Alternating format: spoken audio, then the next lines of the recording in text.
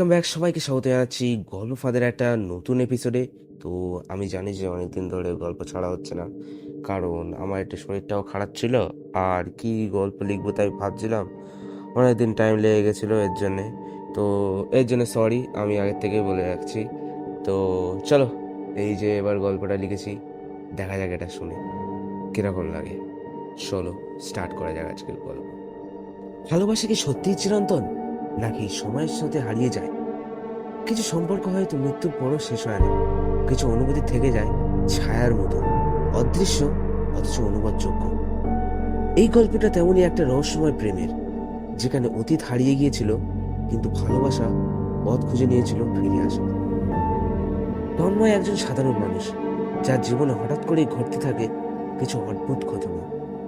রাতের অজানা phone call, অচেনা মেয়ের ছায়া, আর অতীতের কিছু হারিয়ে যাওয়ার স্মৃতি।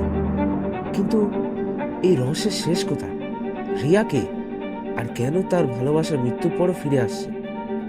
এই রহস্য উন্মোচনের তৈরির জন্য তৈরি হয়ে যাও, কারণ গল্পটা কেবল প্রেমের নয়, গল্পটা এক অভিশপ্ত ভালোবাসা। তাই কানে হেডফোন দিয়ে গল্পটা আনন্দ নিতে থাক। রাত তখন প্রায় 11। আকাশে চাঁদের আলো, হালকা চারপাশে এক অদ্ভুত নীরবতা। তন্ময় ধীরে ধীরে তার ফ্ল্যাটের বালকনিতে গিয়ে দাঁড়ায়। আজকাল তার একা থাকতে আর ভাল লাগে না, মনে হয় যেন কেউ তাকে দেখছে। হঠাৎ পাশের ফ্ল্যাটে বালকনিতে একটা ছায়ামূর্তি দেখতে পায় সে। একটা মেয়ে, লম্বা কালো চুল, সাদা একটা শাড়ি পরে দাঁড়িয়ে আছে। মুখটা ভালো করে দেখা যাচ্ছে না, কিন্তু চোখ দুটি যেন অন্ধকারের মধ্যেও জ্বলছে। তন্ময় অবাক হয়ে তাকিয়ে থাকে। মেয়েটাও তার দিকে এক দৃষ্টিতে তাকিয়ে থাকে, তারপর ধীরে ধীরে হাসে। কে তুমি? তন্ময় ফিসফিস করে জিজ্ঞেস করে। মেয়েটা উত্তর দেয় না, শুধু হাত বাড়িয়ে দেয়, যেন সে তন্ময়ের হাত ধরতে চায়। তন্ময় কেমন যেন সম্মোহিত হয়ে হাত বাড়িয়ে দেয়, কিন্তু হঠাৎ একটা বিদ্যুৎ চমকায়। 1 সেকেন্ডের জন্য চারপাশ আলো হয়ে ওঠে। আর ঠিক তখনই তন্ময় দেখতে পায় মেয়েটার শরীর নেই, শুধু একটা ছায়ার মতো দাঁড়িয়ে আছে সেখানে। তন্ময় মুহূর্তের জন্য স্থবির হয়ে যায়। বিদ্যুৎ চমকের আলোয় সে স্পষ্টভাবে দেখেছিল সে মেয়েটি আসলে একটা ছায়া। তন্ময় কাঁপা গলায় বলল, কে তুমি? কোনো উত্তর নেই, বাতাসে একটা ঠান্ডা অনুভূতি। মেয়েটি ধীরে ধীরে মাথা নিচু করে, যেন কিছু বলতে চাইছে কিন্তু পারছে না। হঠাৎ তন্ময় ফোন বেজে ওঠে। চমকে সে স্ক্রিনের দিকে তাকায়, অন্য নাম্বার। সে ধীরে ধীরে ফোনটা কানে দেয়, আর উপাস থেকে একটা মৃদু কণ্ঠ ভেসে আসে। আমার নাম তুমি ভুলে গেছো? তন্ময় হতস্তত। এই গলাটা অদ্ভুত ভাবে চেনা লাগছে, কিন্তু ঠিক মনে পড়ছে না। সে বলল, কে তুমি? আমি তোমাকে চিনি। ফোনের উপাস থেকে একটা চাপা হাসির শব্দ আসে। তারপর মেয়েটি নিচের দিকে তাকিয়ে বলল, তোমার স্মৃতি ফেরার সময় হয়ে গেছে তন্ময়। কাল রাত 12টার পর আমাদের আবার দেখা হবে। এরপর হঠাৎ করে ফোন কেটে যায়, আর বালকনিতে তাকিয়ে দেখে মেয়েটি নেই। রাত গভীর, কিন্তু তন্ময়ের চোখে ঘুম নেই। বারবার সেই মেয়েটির মুখ মনে পড়ছে, তার কথাগুলো মনের ভেতর প্রধ্বনিত হচ্ছে। তোমার স্মৃতি ফেরার সময় হয়ে গেছে তন্ময়। কিন্তু স্মৃতি? কিসের স্মৃতি? সে কিছুই মনে করতে পারছে না। রাত 12টার কাছাকাছি তন্ময় ঘুমিয়ে পড়ে, কিন্তু ঘুমানোর পরেই সে দেখতে পায় এক অদ্ভুত স্বপ্ন। সে দাঁড়িয়ে আছে একটা পুরনো ধ্বংসপ্রাপ্ত বাড়ির সামনে। চারপাশে কুয়াশা আর ঠান্ডা বাতাস বইছে। হঠাৎ কেউ পিছন থেকে তার নাম ধরে ডাকছে, তন্ময়। সে ধীরে ধীরে ঘুরে দাঁড়ায়, আর দেখে সেই মেয়েটি আগের মতোই সাদা শাড়ি পরা, লম্বা চুলে মুখ ঢেকে রেখেছে, কিন্তু এবার তার গলা কাঁপছে, চোখে এক অদ্ভুত যন্ত্রণা। তন্ময় বলল, তুমি কে? আমি কি তোমাকে চিনতাম? মেয়েটি কিছু বলল না, শুধু এক ধাপ এগিয়ে এসে হাত বাড়িয়ে দিল। তন্ময় ভয় আর কৌতূহলের মাঝামাঝি দাঁড়িয়ে রইল। তার মনে হলো, যদি মেয়েটির হাত ধরে তাহলে হয়তো কিছু মনে পড়ে যাবে। সে ধীরে ধীরে হাত বাড়িয়ে দিল। তন্ময় হঠাৎই চমকে উঠে বসে। তার শরীর ঘামে ভিজে গেছে, হৃদস্পন্দন দ্রুত চলছে। সে বুঝতে পারছে এটা শুধু স্বপ্ন ছিল না, এটার সাথে তার জীবনের কোনো সম্পর্ক আছে।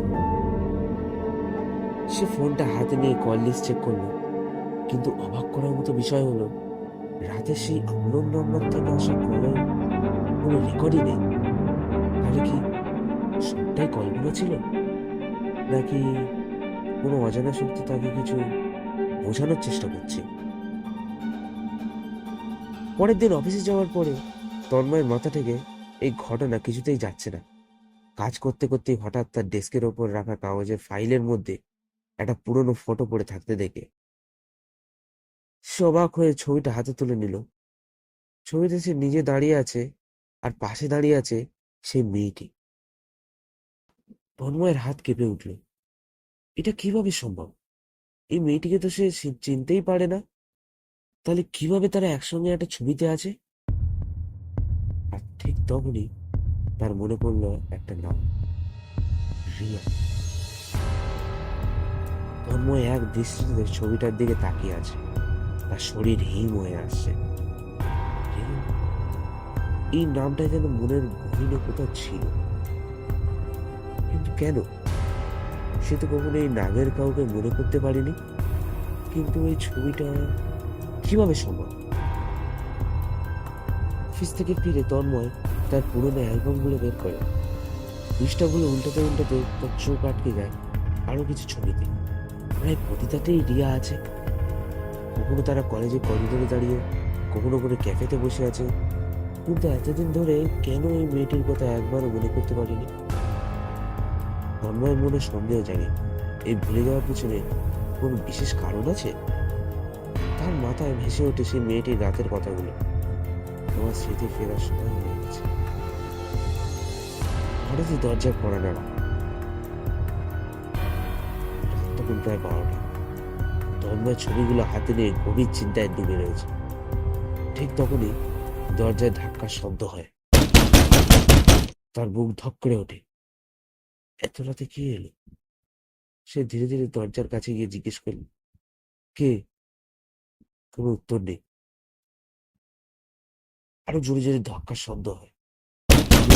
ভয়তেই দরজা হোল দিয়ে বাইরে তাকায়, কিন্তু করিডোর একদম ফাঁকা, কেউ নেই। সে দরজা খুলে বাইরে তাকায়, চারপাশ নিস্তব্ধ। কিন্তু দরজার সামনে মেঝেতে একটা কাগজ পড়ে আছে। এই কাগজটা হাতে তুলে নেয়, আর দেখেই চমকে যায়। এটা একটা চিঠি। চিঠির প্রথম লাইনেই লেখা, আমাকে মনে পড়ছে তন্ময়। তন্ময় চিঠিটা পড়তে শুরু করে। তুমি আমাকে প্রতিশ্রুতি দিয়েছিলে যে কখনো ছেড়ে যাবে না, মনে আছে? কিন্তু তারপর কি করলে? আমাকে ফেলে চলে গেলে, আমাকে ভুলে গেলে। তোমার কি মনে পড়ছে কিছু? তোমার ভুলে যাওয়া সত্যি ছিল না, তোমার ভুলিয়ে দেওয়া হয়েছিল। কিন্তু কেন? কাদের জন্য? এবার সময় এসে সত্যিটা জানবার। তন্ময়, কাল রাতে আবার আসবো। চিঠির নিচে কিন্তু কোনো নাম নেই, শুধু একটা চিহ্ন আঁকা, একটা ভাঙা হৃদয়, আর তার মাঝে একটা মুখোশ। তন্ময় চিঠিটা হাতে নিয়ে বসে। শরীরের রক্ত যেন জমে গেছে। কেউ তাকে ভুলিয়ে দিয়েছে রিয়াকে, কিন্তু কেন? কে? কিছুতেই ঘুম আসছিল না সেদিন রাতে। রিয়ার মুখ, সেই ছবি, সেই চিঠির অদ্ভুত লেখা, সব মিলিয়ে মনে হচ্ছিল সে এক ভয়ঙ্কর রহস্যময় ফাঁদে আটকে পড়েছে। অতীতের দরজা খুলছে। পরের দিন সকালে তন্ময় তার পুরনো কলেজ বন্ধু জয়কে ফোন করলো। জয় সবসময় ওর কাছে বন্ধু ছিল। যদি কিছু থেকে থাকে ও নিশ্চয়ই জানে। হ্যালো জয়, একটা কথা জিজ্ঞেস করবো। হ্যাঁ বল। কিরে, তোর গলা এমন শোনাচ্ছে, ঠিক আছিস? রিয়া কে রে? ফোনের ওপাশে এক মুহূর্তের জন্য চুপচাপ। তুই তুই আবার মনে করতে শুরু করেছিস? চোখে গলা টনটন করছিল। মানে? জয়, সত্যিটা বল। রিয়াকে আমি চিনতাম? কেন আমার কিছু মনে নেই কেন? তন্ময়, আমাদের কথা শুনে যা। রিয়া ছিল তোর ভালোবাসা, তোর জীবন। তোরা দুজন একে অপরকে ছাড়া কিছুই ভাবতে পারতিস না, কিন্তু একটা দুর্ঘটনা সব শেষ করে দিল। দুর্ঘটনা? তুই একদিন গাড়ি করে রিয়াকে নিয়ে বেরিয়েছিলিস। সেই রাতে একটা ট্রাক তোদের গাড়িকে ধাক্কায় মারে, রিয়া মারা যায়, কিন্তু তুই বেঁচে যাস। কিন্তু মাথায় একটা আঘাত পাস, সেই আঘাতেই তুই সব ভুলে গেছিস।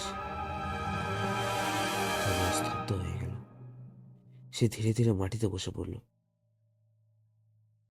কিন্তু জয়, যদি রিয়া মারা গিয়ে থাকে, তাহলে রাতে তন্ময় আবার সেই স্বপ্নে চলে গেল। রিয়া তার সামনে দাঁড়িয়ে, এর মতোই সুন্দর, আগের মতোই রহস্যময়। তন্ময় চোখের জল আটকাতে পারল না। রিয়া, তুমি কেমন আছো? রিয়া হাসল, কিন্তু তার চোখে জল। কারণ তুমি কথা দিয়েছিলে আমায় ভুলে যাবে না, কিন্তু সবাই তোমাকে ভুলিয়ে দিল। এখন তুমি সব মনে করছো, তাই আমি যেতে পারি শান্তিতে? তন্ময় কান্নায় ভেঙে পড়ল। আমি চাই না তুমি যাও, দয়া করে থেকে যাও রিয়া। রিয়া ধীরে ধীরে তার মুখের কাছে এসে বলল, তন্ময়, ভালোবাসা কখনো মরে না। আমি তোমার কাছেই আছি, শুধু অন্য হবে। একটা বাতাসের ঝাপটা, আর রিয়া মিলিয়ে গেল আলোয়। সকালে ঘুম ভাঙার পর তন্ময় অনুভব করলো একটা ভার যেন তার শরীর থেকে নেমে গেছে। রিয়ার ছবি হাতে নিয়ে বলল, তুমি সবসময় আমার সাথে থাকবে রিয়া। তারপর জানালার বাইরে তাকিয়ে দেখলো আলো ঝলমলে আকাশ। সকাল হয়ে গেছে, আর দূরে মেঘের আড়ালে যেন একটা মিষ্টি হাসিচ্ছে। ভালোবাসা কি কখনো সত্যি শেষ হয়, নাকি কিছু সম্পর্ক মৃত্যুর পরও টিকে থাকে? গল্পটা কেমন লাগলো কমেন্টে জানাও। এরকম আরো গল্প চাইতে গেলে চ্যানেলটাকে সাবস্ক্রাইব করো এবং তোমাদের বন্ধুদের শেয়ার করতে ভুলবে না।